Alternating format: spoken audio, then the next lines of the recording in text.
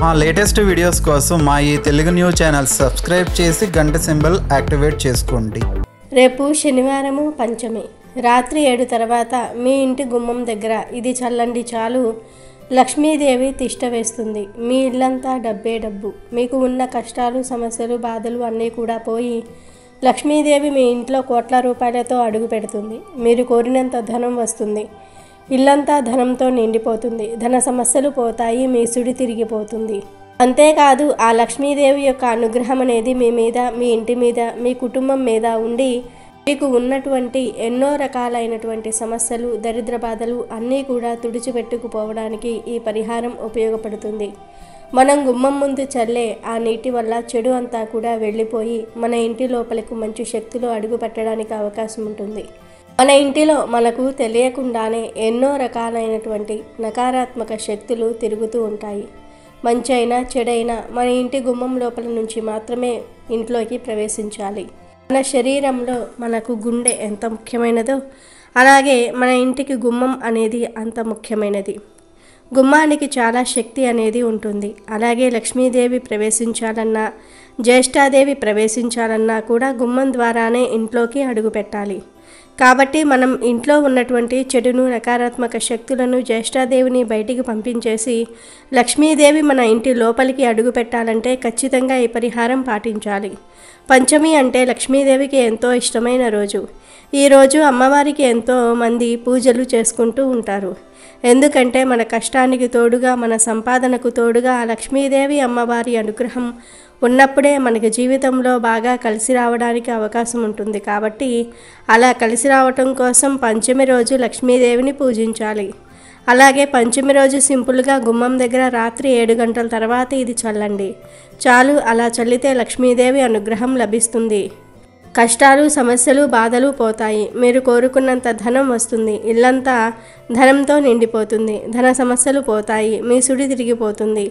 రాజయోగం పడుతుంది. ఈ పరిహారం చేసుకున్నట్లయితే మీరు జీవితంలో మంచిగా ఎదగడానికి బాగా డబ్బు సంపాదించడానికి అన్నిటికీ మించి మీకు బాగా కలిసి రావడానికి పరిహారం అనేది చాలా బాగా అద్భుతంగా పనిచేస్తుంది.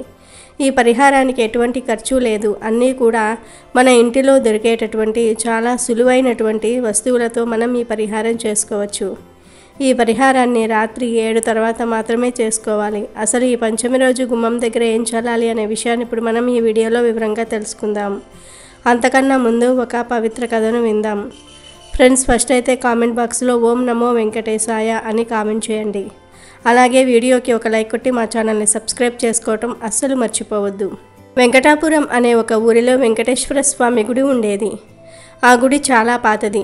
ఆ ఊరి వాళ్ళందరూ ఆ గుడిలోని వెంకటేశ్వర స్వామి చాలా శక్తిమంతుడు అని నమ్మేవారు. అంతేకాదు ఆ గుడిలోని వెంకటేశ్వర స్వామి విగ్రహం కింద ఒక గది ఉండేది. ఆ గదిలో వజ్రాలు వైడూర్యాలతో నిండిన ఒక విలువైన నిధి ఉండేది. ఆ నిధికి వాసుకి అనే ఒక నాగిని కాపలా ఉండేది. నాగిని ఆ నిధిని చాలా జాగ్రత్తగా చూసుకునేది. అదే ఊర్లో గోపయ్య అనే వెంకటేశ్వర స్వామి భక్తుడు ఉండేవాడు. అతను ప్రతిరోజు తన ఇంటి వెనుక తోటలో పూసిన పువ్వులు తులసిని దండలుగా కట్టి వెంకటేశ్వర స్వామి వారికి సమర్పిస్తూ ఉండేవాడు. ఒకరోజు గోపయ్య ఆలస్యంగా నిద్రలేస్తాడు. ఆ రోజు కాస్త ఆలస్యంగా నిద్రలేచాను. వెంకటేశ్వర స్వామి వారి గుడిలో పూజలు మొదలైపోయాయి. నేను వెంటనే పువ్వుల్ని తులసిని కలిపి దండగా కట్టి గుడికి తీసుకువెళ్ళాలి అనుకుంటూ గోపయ్య తన తోటలో పూసిన పువ్వులు తులసిని కలిపి దండ కడుతూ ఉంటాడు.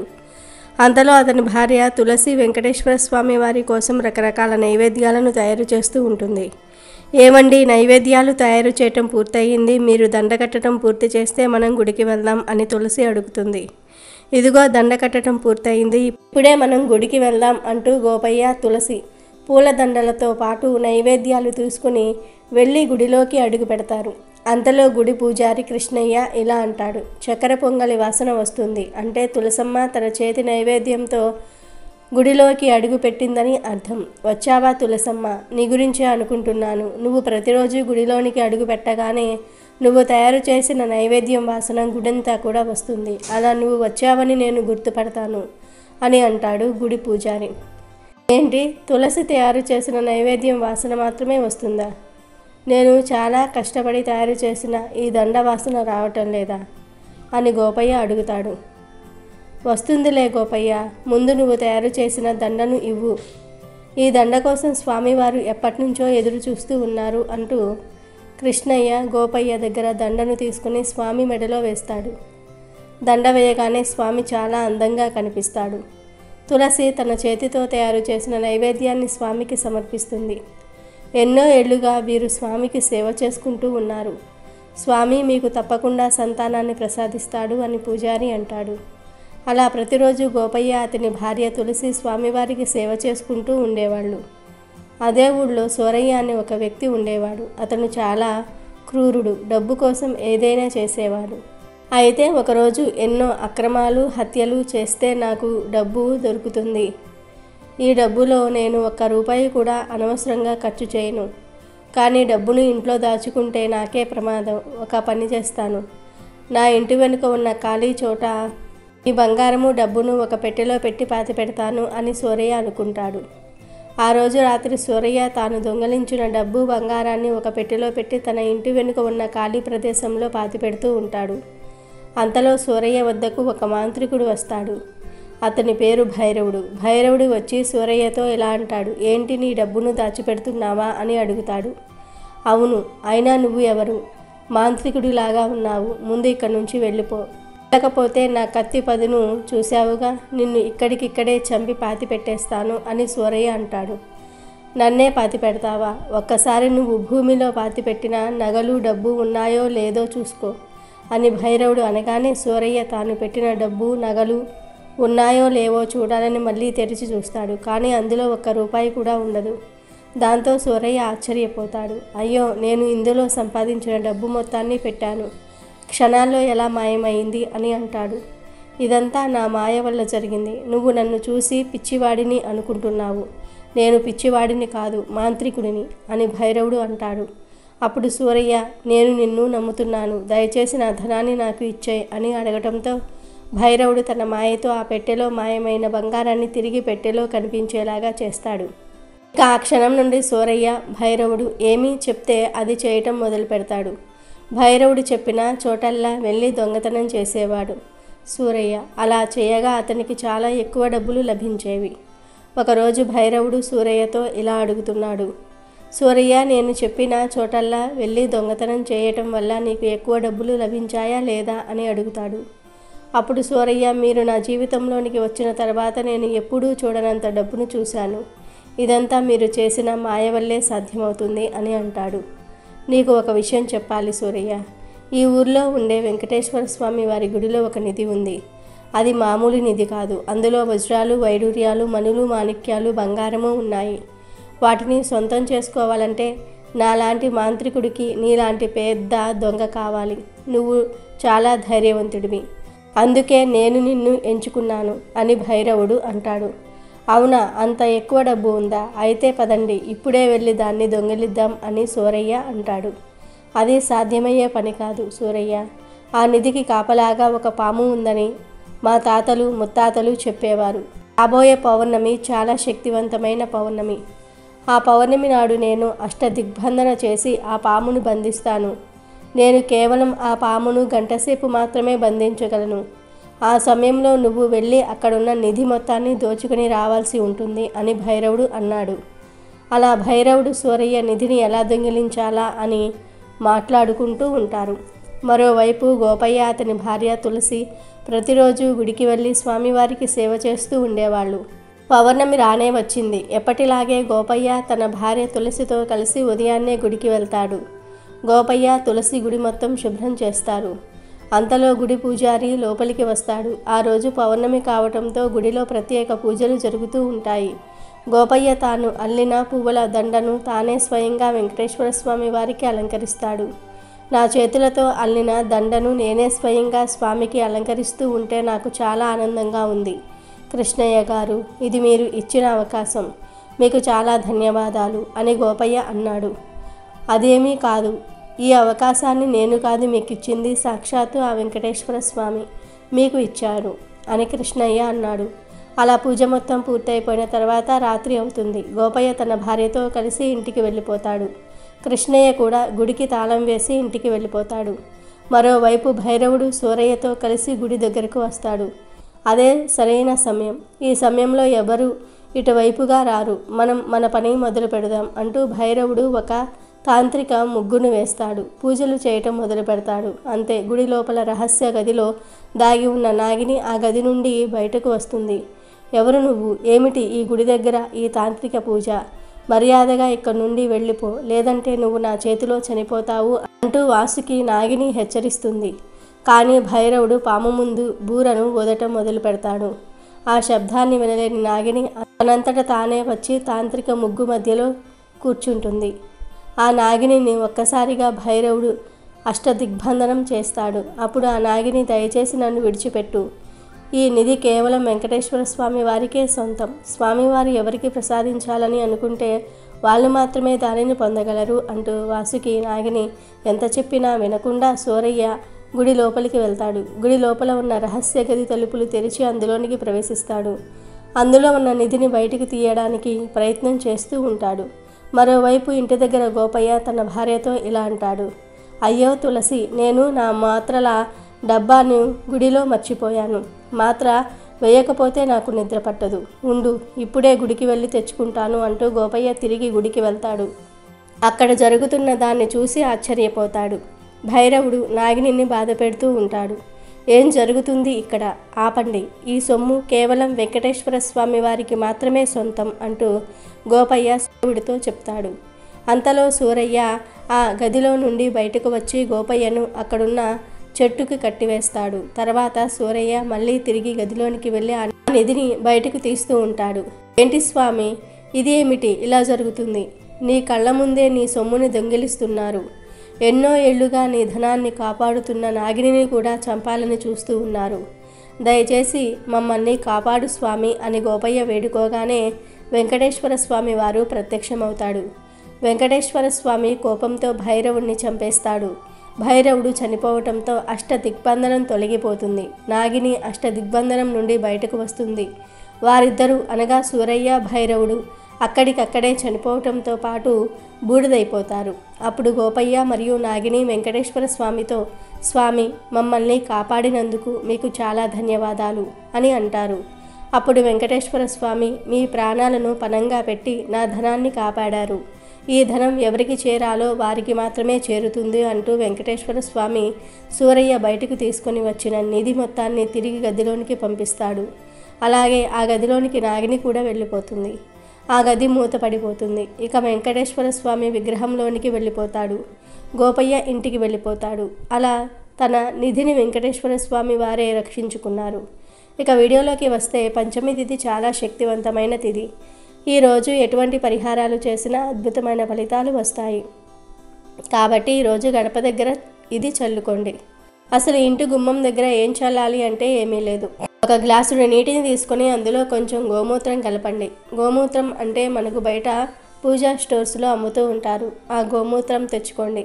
గోమూత్రం చాలా పవిత్రమైనది. దీనికి మన కష్టాలను తొలగించి మన జీవితాన్ని మార్చేసే శక్తులు ఉంటాయి. కనుక కొంచెం అంటే ఒక స్పూన్ అంత గోమూత్రం కలపండి.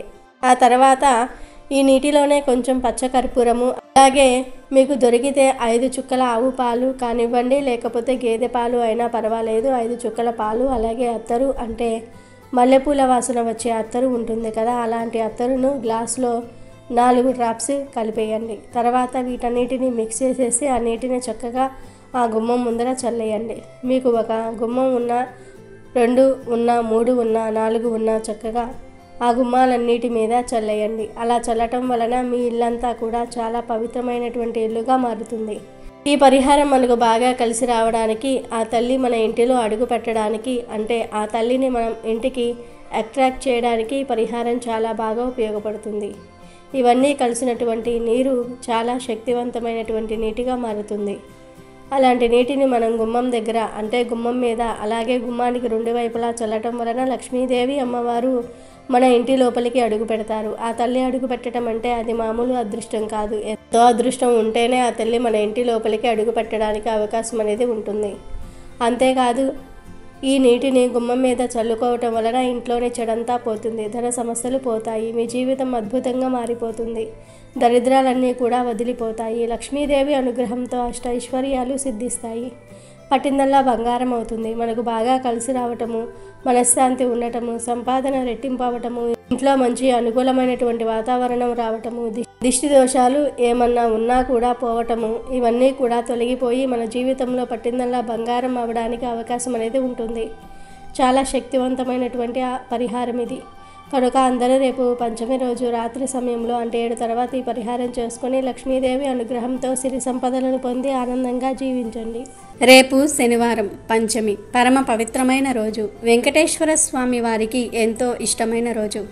ఈరోజు సాయంత్రం 5:05 నుండి 7:30 మధ్యలో ఇంట్లో ఇది వేసి దీపం వెలిగిస్తే చాలు జాతక దోషాలు పోతాయి. మీ జాతకం అద్భుతంగా మారిపోతుంది. ధన సమస్యలు పోతాయి. వద్దన్న ధనం వస్తూనే ఉంటుంది. వెంకటేశ్వర స్వామి వారి అనుగ్రహంతో మీరు కోరింది కోరినట్లుగా మీ కాళ్ళ దగ్గరకు వస్తుంది. మీరు కోట్లకు పడగలెత్తుతారు. మీ కోరికలన్నీ కూడా తీరిపోతాయి. కాబట్టి ఈ శనివారం రోజు మర్చిపోకుండా ఈ దీపం పెట్టండి. నార్మల్గా శనివారం రోజు వెంకటేశ్వర స్వామి వారిని అందరూ పూజిస్తూ ఉంటారు, ఆరాధిస్తూ ఉంటారు, దీపారాధన చేస్తూ ఉంటారు. అందులోనూ ఈ శనివారం చాలా మంచి తిథితో కలిసి వచ్చింది కనుక ఈరోజు తప్పనిసరిగా వెంకటేశ్వర స్వామి వారిని ఆరాధించాలని పండితులు చెప్తూ ఉన్నారు. ప్రత్యేకంగా ఈ శనివారం రోజు ఇది ఒక్కటి వేసి దీపం పెడితే చాలు అష్టైశ్వర్యాలు సిద్ధిస్తాయి. ధనపరంగా ఉండే కష్టాలు, సమస్యలు, బాధలు అన్నీ పోతాయి. వద్దన్న ధనం వస్తూనే ఉంటుంది. కోరిన కోరికలు కూడా తీరిపోతాయి. వెంకటేశ్వర స్వామి వారి అనుగ్రహంతో కోట్లకు పడగలెత్తుతారు అని శాస్త్రాలు చెప్తూ ఉన్నాయి. మరి ఈ శనివారం రోజు ఏం వేసి దీపం పెట్టాలి అనే విషయాన్ని ఇప్పుడు మనం ఈ వీడియోలో వివరంగా తెలుసుకుందాము. ఈ శనివారం చాలా మంచిది కనుక ఈరోజు మీరు ఏం చేసినా చేయకపోయినా పర్లేదు, పూజలేమీ చేయకపోయినా పర్లేదు, కానీ తప్పనిసరిగా దీపం మాత్రం పెట్టుకోండి.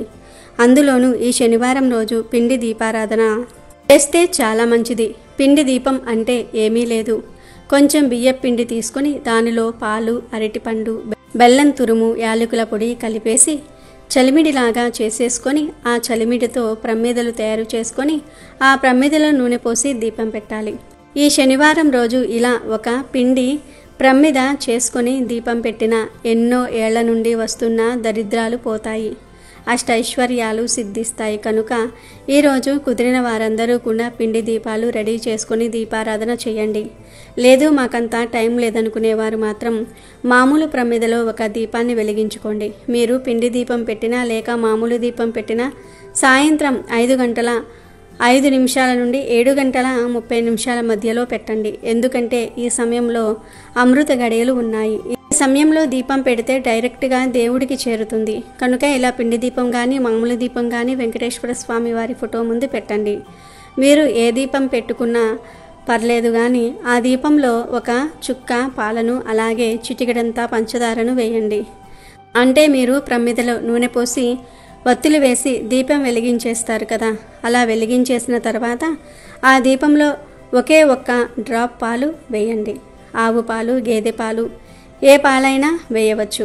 ఇలా పాలను వేయటం వలన ఐశ్వర్యం కలిసి వస్తుంది, కష్టాలు పోతాయి. ఎందుకంటే పాలకు మన సమస్యలను, ధన బాధలను తొలగించేసే శక్తి ఉంటుంది, కష్టాలను తొలగించే శక్తి ఉంటుంది, ఐశ్వర్యాన్ని ఆకర్షించే శక్తి ఉంటుంది. కనుక ఒక చుక్క పాలు పోయండి. ఆ తర్వాత అదే దీపంలో చిటికెడు పంచదారను కూడా వేయండి. పంచదార మన జీవితాన్ని మధురంగా మార్చగలిగే శక్తిని కలిగి ఉంటుంది. మన జీవితాన్ని ఆనందంగా మార్చగలిగే శక్తిని కలిగి ఉంటుంది.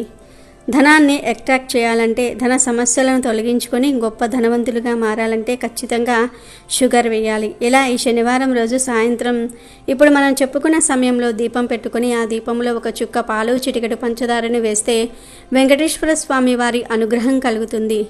అంతేకాదు జాతక దోషాలు కూడా పోతాయి. మీ జాతకం అద్భుతంగా మారుతుంది. ధన సమస్యలు పోయి వద్దన్న ధనం వస్తూనే ఉంటుంది. ఆ స్వామివారి దయతో మనకంతా కూడా మంచి జరుగుతుంది. దీపం చాలా శక్తివంతమైనది. దీపం అంటే దైవ రూపంగా భావించబడుతుంది. దీపం దారి చూపిస్తుంది. దీపం జ్ఞానాన్ని పెంచుతుంది. దీపం అజ్ఞానాన్ని తొలగించేస్తుంది. కాబట్టి ప్రత్యేకంగా ఈ శనివారం రోజు అందరూ కూడా ఇలా దీపాన్ని పెట్టండి. ఆ దీపంలో ఇవి 2 వేయండి. ఇలా దీపం పెడితే ఖచ్చితంగా మీ సుడి తిరిగిపోతుంది. ఇక మీకు తిరగనేదే ఉండదు. కాబట్టి ప్రతి ఒక్కరూ కూడా శనివారం రోజు ఇలా దీపం పెట్టి శుభ ఫలితాలను పొందండి. వీడియో నచ్చితే లైక్ చేయండి, షేర్ చేయండి, బట్ సబ్స్క్రైబ్ చేసుకోవడం మర్చిపోవద్దు.